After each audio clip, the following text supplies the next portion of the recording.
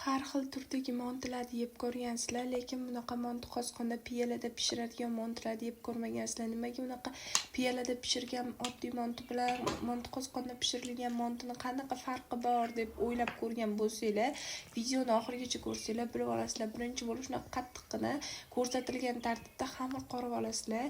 Keyin bo'lsa nachinkasini tayyorlab, tugishi ham bunaqa jam murakkab emas. Eng asosiysi bir-biriga yopishib qoladigan, manti qozxon taydan chiqmasan, teshik bo'lib qoladigan yoki bo'lmasam xamirlari qattiqqina ko'cha mantisiga o'xshamaydigan mantilardan emas.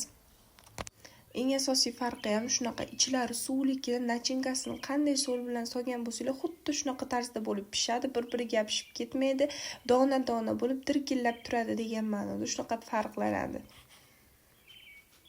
Agar siz ham qiziqqan bo'lsangiz, videoni oxirigacha ko'rib, like bilan podдержка qilib qo'ysanglar, izohlarda oxirida kamchiliklarni, fikringlarni kommentariyada yozsanglar, albatta o'qib javob qaytarishga harakat qilaman. Nachinkasiga doimgi mantilardan o'xshab, piyoz bilan go'shtlar yaxshilab aralashtirib, tuz, ziravorlar va ozgina eng katta siri namakob suv qo'shib yuborsanglar, tuz o'rniga zo'r ketadi, so'lli bo'ladi. Yog'lari bir-biriga o'tib, juda ham mazali suv dirkillab turishga yordam beradi.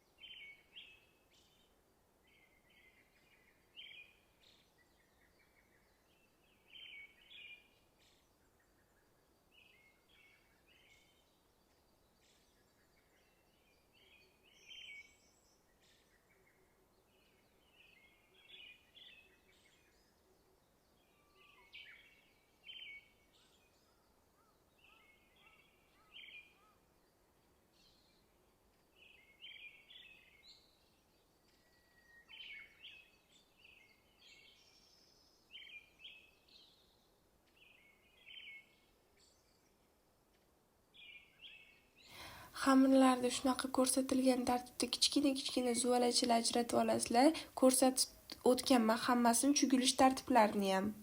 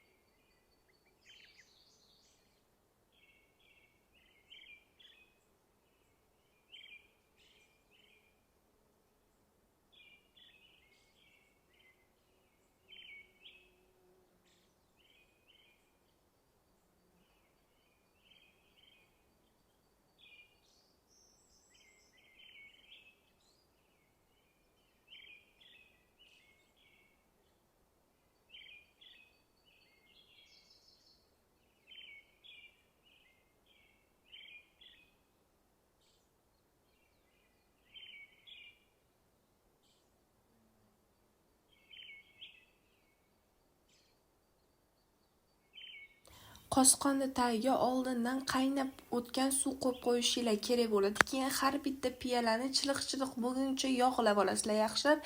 Keyin montalarni bittadan joylashtirib, shunaqa monti qosqonga 45 minutga o'rtasiga qo'yib qo'yasizlar.